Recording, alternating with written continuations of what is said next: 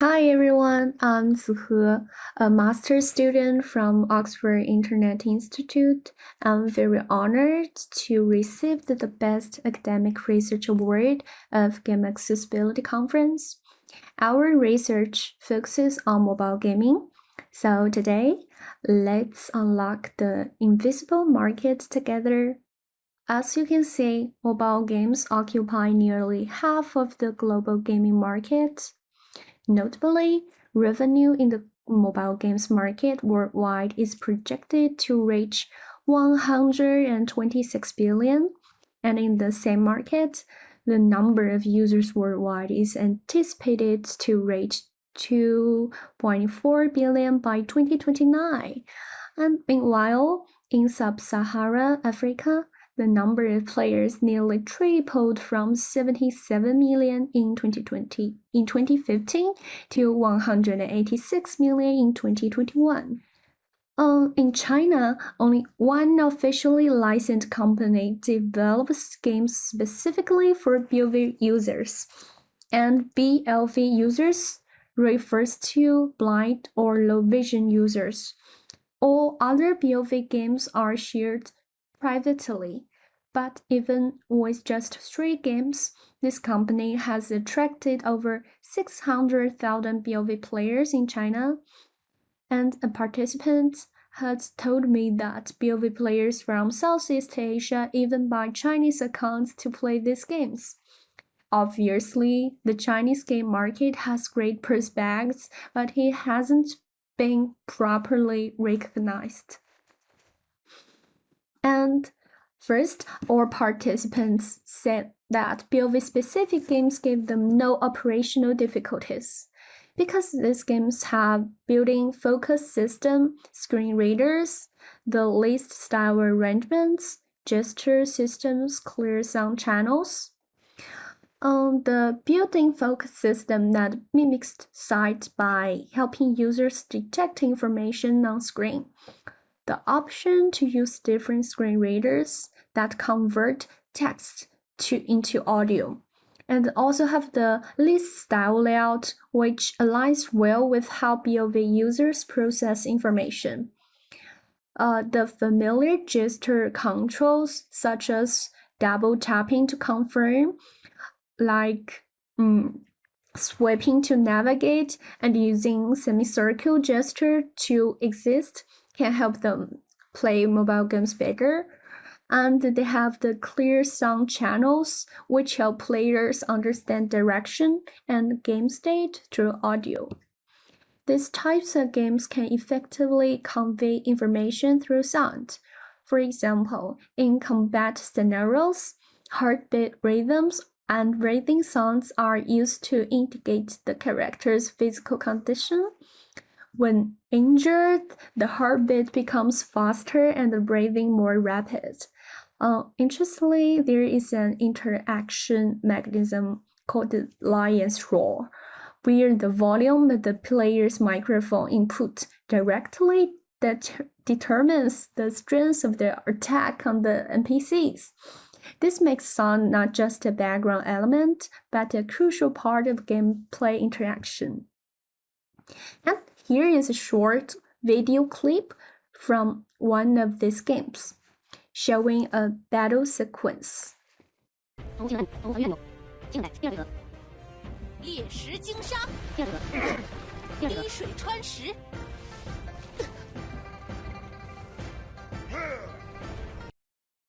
As you can hear, audio design also needs balance. A participant told us that during battles, players need to track things like skill prompts, changes in position, and health status. If too many sound channels overlap, it becomes overwhelming.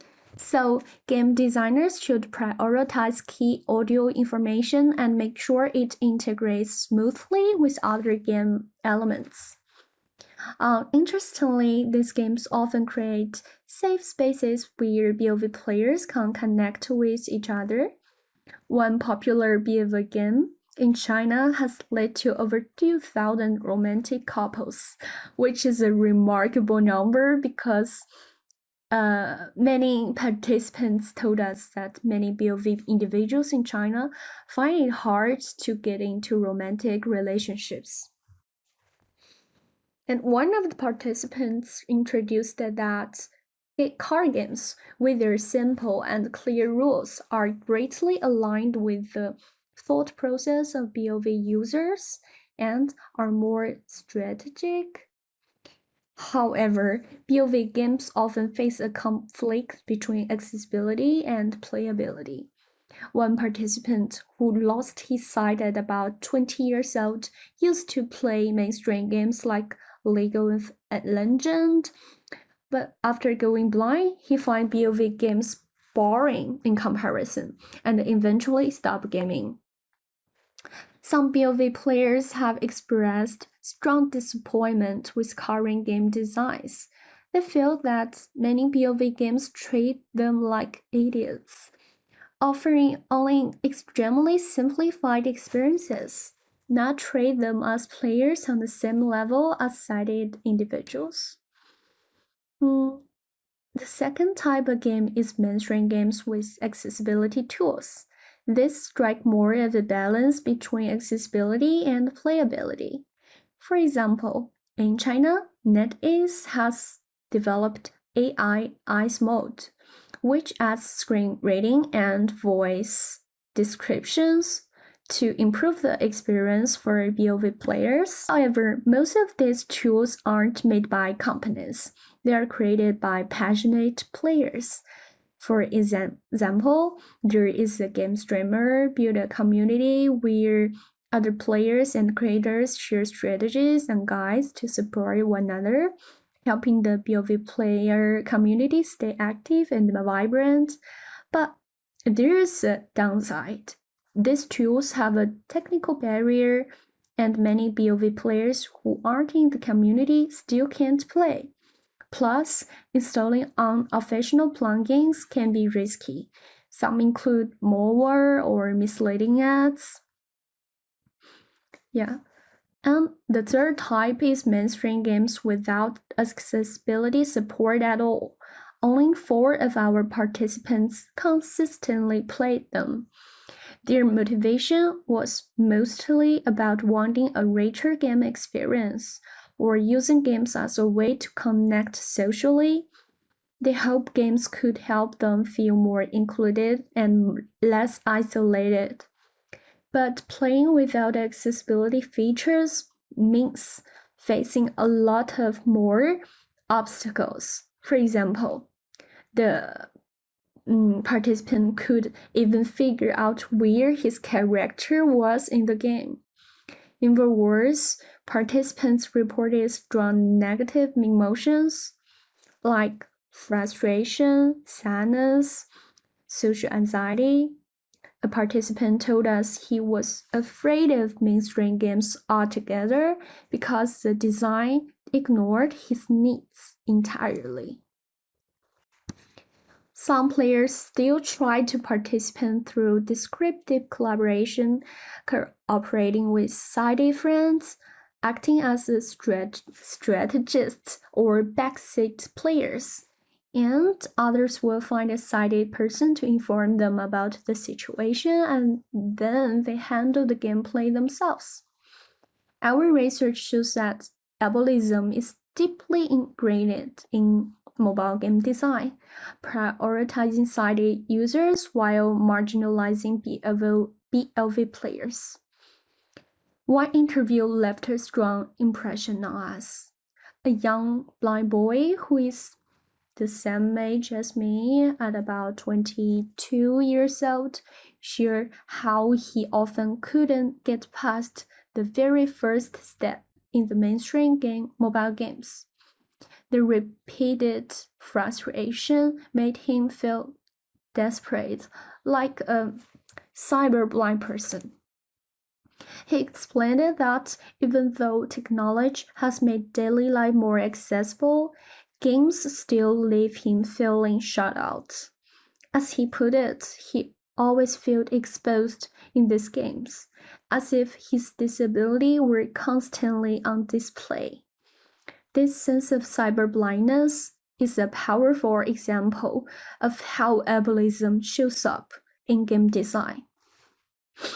So, what can we do?